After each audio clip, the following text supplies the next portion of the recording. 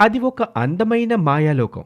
మాయాలోకంలో ఇందు అనే దేవకన్య తన రెక్కల్ని ఊపుతూ చాలా సంతోషంగా ఉంటుంది. ఇంతలోనే తన చెల్లెలు మేనక అక్కడికొస్తుంది. ఏమైందక్క? ఏంటి అంత సంతోషంగా ఉన్నావు? ఏం జరిగింది? ఎందుకంటే ఈరోజు నేను భూలోకం వెళ్తున్నాను. అది కూడా నేను ఎంతగానో ప్రేమిస్తున్నా విజయ్తో ఈరోజు భూలోకంలో తనకి నా ప్రేమ విషయం చెప్తాను. కానీ భూలోకం ఎందుకు? అక్కడ చాలా ప్రమాదం. సూర్యుడు అస్తమించక ముందే మన లోకానికి రాకపోతే ఇక మీరు అక్కడే ఉండవలసి వస్తుంది. మళ్ళీ తిరిగి రావాలంటే చాలా కష్టం.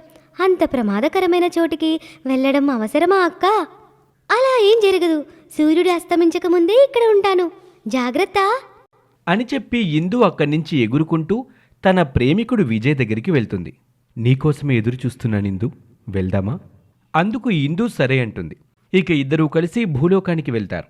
అక్కడ నదులు, పర్వతాలు, మంచు ప్రాంతాల్లో సరదాగా తిరుగుతూ ఉంటారు. ఇంతలోనే విజయ్ చేతికి ఉన్న ఉంగరం జారిపోతుంది. దాన్ని విజయ్ గమనించుకోడు. వాళ్ళు చాలా సమయం వరకు అలా సరదాగా గడుపుతారు. తర్వాత ఇందు తన ప్రేమ విషయాన్ని చెప్పబోతూ ఉండగా విజయ్ తన చేతికి ఉంగరం లేదని గ్రహిస్తాడు. ఇందు, నా ఉంగరం ఎక్కడో పడిపోయింది చూడు అని విజయ్ అంటాడు. అది లేకపోతే నేను మళ్ళీ మన లోకానికి రాలేను. విజయ్ అలా అనేసరికి ఇందు తన శక్తిని మొత్తం ఉపయోగించి ఆ ఉంగరం ఎక్కడ ఉందో తెలుసుకోవాలని ప్రయత్నిస్తుంది. కానీ వాళ్ళు వాళ్ళ లోకం నుంచి ఈ లోకానికి రావటం, ఈ లోకం నుంచి వెళ్ళటం తప్ప మరే శక్తులు పనిచెయ్యవు. ఇక వాళ్ళిద్దరూ కూడా ఆ పోయిన ఉంగరం గురించి వెతుకుతూ ఉంటారు. ఇంతలోనే సూర్యాస్తమయం కావస్తుంది. ఇందు, నువ్వు వెళ్ళిపో, లేదంటే నువ్వు కూడా ఇక్కడే ఉండిపోవాల్సొస్తుంది. వెళ్ళిపో ఇందు. నిన్ను ఇక్కడ ఒంటరిగా వదిలిపెట్టి నేను ఎలా వెళ్ళగలను? నేను వెళ్ళను, అది నా వల్ల కాదు. ఇందు, చెబుతుంది నీకే కదా, మర్యాదగా ఇక్కడి నుంచి వెళ్ళు, లేదంటే నువ్వు కూడా నాతో పాటు ఇబ్బందులు పడాల్సొస్తుంది. వెళ్ళిపో అని విజయ్ గట్టిగా అరవటంతో ఇందు భయపడి అక్కడి నుంచి తన లోకానికి తిరిగి వెళ్ళిపోతుంది. ఇక ఇందు అక్కడికి వెళ్ళి ఏడుస్తూ ఉంటుంది. ఇంతలోనే తన చెల్లెలు మేనక అక్కడికొస్తుంది. ఎందుకక్క ఏడుస్తున్నావు? విజయ్ నీ ప్రేమను అంగీకరించలేదా? అలాంటిదేమీ లేదు. నేనసలు నా ప్రేమ విషయాన్ని చెప్పలేదు. ఎందుకంటే అతను తన ఉంగరం పోగొట్టుకున్నాడు, అక్కడే చిక్కుకుపోయాడు అంటూ ఇందు జరిగిన విషయం మొత్తం చెప్పి బాధపడుతూ ఉంటుంది. ఇప్పుడు ఎలా మరి అంటూ మేనక ఆశ్చర్యపోతూ అడుగుతుంది. ఇక ఆ రోజు గడిచిపోతుంది. ఆ మరుసటి రోజు ఉదయం విజయ్కి తన రెక్కలు పోయి మనిషి రూపంలోకి వస్తాడు. అతను పూర్తిగా తన లోకం గురించి కూడా మర్చిపోతాడు. తనకేమీ గుర్తుండదు. ఇక అక్కడే ఉండి విశ్రాంతి తీసుకుంటూ ఉంటాడు. కొంత సమయం తర్వాత మీనా అనే ఒక అమ్మాయి గొర్రెలు తీసుకుని అక్కడికొస్తుంది. విజయ్ని చూస్తుంది. ఏ అబ్బాయి, ఎవరు నువ్వు? ఇక్కడేం చేస్తున్నావు?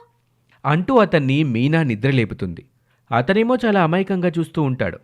ఏంటలా చూస్తున్నావు అని మీనా అడుగుతుంది. అతని వాలకం చూసి అతనొక పిచ్చోడనుకుంటుంది మీనా. అతనిపై జాలి తలచి తినటానికి తన చేతిలో ఉన్న క్యారేజ్ ఇస్తుంది. ఇక అతను తింటూ ఉంటాడు. మీనా గొర్రెలు కాసుకుని సాయంత్రానికి ఇంటికి వెళ్తుంది. తను ఇంటికి వెళ్లేసరికి అక్కడ విజయ్ ఉంటాడు.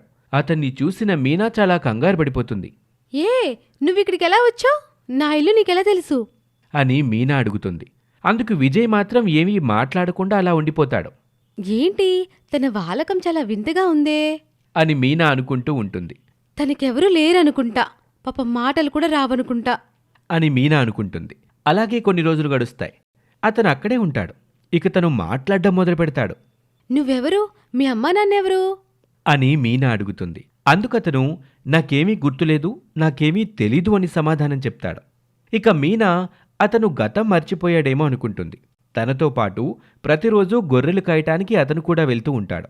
అలాగే రోజులు గడుస్తాయి. వాళ్ళిద్దరి మధ్య ప్రేమ చిగురిస్తుంది. చుట్టుపక్కల వాళ్ళు కూడా వేలాది సూటిపోటీ మాటలు అంటూ ఉంటారు. ఇక మీనా అతన్ని పెళ్లి చేసుకోవాలి అని ఒక నిర్ణయానికి వస్తుంది. ఇక వాళ్ళిద్దరూ అభిప్రాయం ప్రకారం పెళ్లి చేసుకోవాలని నిర్ణయించుకుంటారు. పెళ్లి రోజు రానే వస్తుంది. బంధుమిత్రుల మధ్యలో వాళ్ల పెళ్లి ఘనంగా జరుగుతుంది. అతను తాళి కట్టిన వెంటనే అతనికి రెక్కలొచ్చేస్తాయి. ఒక్కసారిగా అతను అక్కడి నుంచి మాయమైపోయి తన లోకానికి వెళ్ళిపోతాడు. ఇదంతా చూస్తూ చుట్టుపక్కల వాళ్ళు ఆశ్చర్యంగా చూస్తూ ఉంటారు. ఏంటి మాయా పెళ్ళి అని, అసలు ఈ పిల్లాడెవరని, తాళి కట్టిన వెంటనే రెక్కలు వచ్చి మాయమైపోయాడేంటని అంతా అయోమయంగా చూస్తూ ఉంటారు. అక్కడ వాళ్ళకి ఏమీ అర్థం కాదు. మీనాకు కూడా అసలు ఏం జరుగుతుందో అర్థం కాదు. మీనా పెద్దగా ఏడుస్తూ ఉంటుంది. ఏంటిది ఇలా జరిగింది? నా జీవితాన్ని ఎందుకు భగవంతుడు ఇలా చేశాడు? ఏంటి ఈ మాయ? అంటూ మీనా బాధపడుతూ ఉంటుంది. ఇక ఇదంతా ఇలా ఉండగా మాయాలోకంలో తను సరాసరి వెళ్ళి మేనక ఇందు దగ్గరికి చేరుకుంటాడు. వాళ్ళతన్ని చూసి చాలా సంతోషిస్తారు.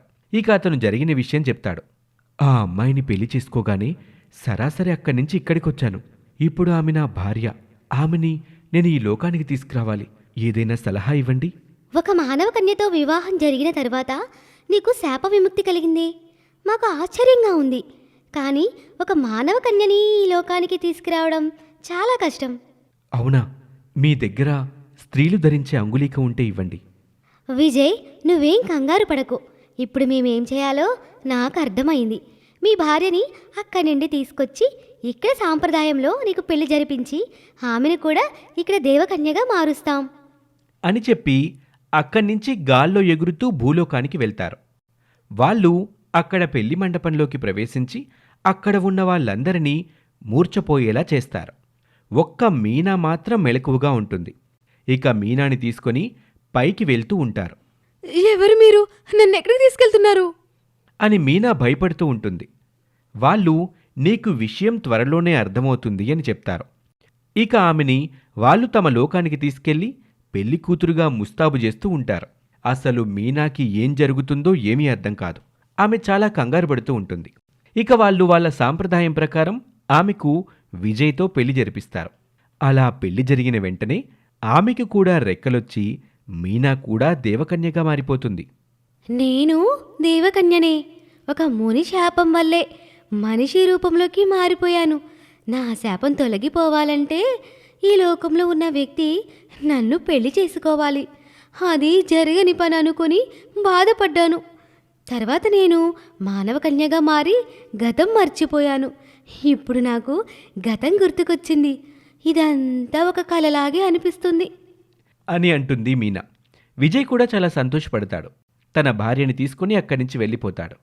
ప్రేమించినవాడు దక్కలేదు అని ఇందు మాత్రం చాలా బాధపడుతూ ఉంటుంది. బాధపడకక్క, భగవంతుడు నీ ప్రేమను గెలిపించాలని రాసి పెట్టలేదు. అందుకే ఈ ఆటంకాలు జరిగాయి. ఇదొక మాయా పెళ్ళి, అందుకే ఇన్ని మాయలు జరిగాయి. భగవంతుడు నీకు తగ్గ వరుణ్ణి అందిస్తాడు అని మేనక తన అక్కకి ధైర్యం చెప్తుంది. ఇక ఇందు నవ్వుతూ జరిగింది మర్చిపోవటానికి ప్రయత్నిస్తుంది. అలాగే రోజులు గడుస్తూ ఉంటాయి. ఆ భార్యాభర్తలిద్దరూ చాలా సంతోషంగా జీవిస్తూ ఉంటారు.